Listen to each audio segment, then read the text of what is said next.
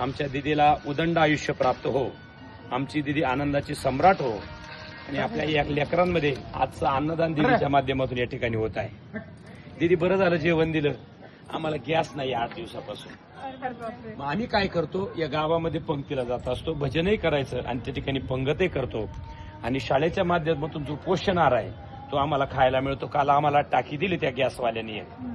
मग काल आम्ही एक 8-10 दिवसापासून मसाला भात, भाजी, कालवण, पोळ्या आम्ही शक्यतो करीतच नव्हतो, कारण एकच टाकी होती आणि आमच्या भाऊने ती टाकी आम्हाला अवेलेबल करून दिली गावातून आणून.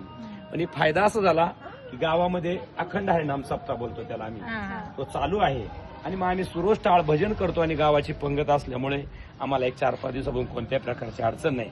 आपल्या वाढदिवसाच्या निमित्ताने आज फार महत्वाचं काम झालं. आजच आम्ही चपाती केली, भाजी केली आणि अतिशय सुंदर या ठिकाणी राईस सुद्धा बनवला. आपण जेवल्यावर त्याची चव सांगणारच आहात. आपल्याला उदंड आयुष्य लाभो.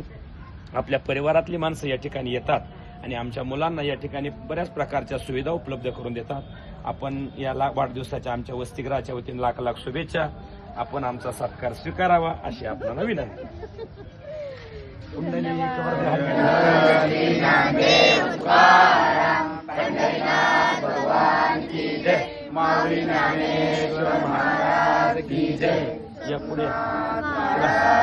या पुढे या.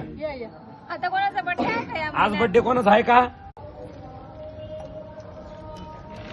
गॅसचं आता कसं काय करणार? आता आम्ही जेव राहिलो ना, अजून 4-5 दिवस गावात जेव घालणार ना. आम्हाला टाकी आहे पण मिळत नाही ना, ते ब्लॅकने ते घ्या म्हणतात. एवढे पैसे नाही आपल्याकडे ना. लाकडी केले लाकडं गोळा आम्ही.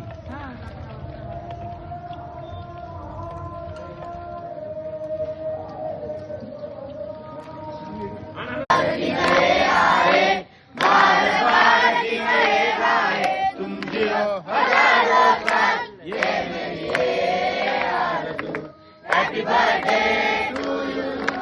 Happy birthday to you.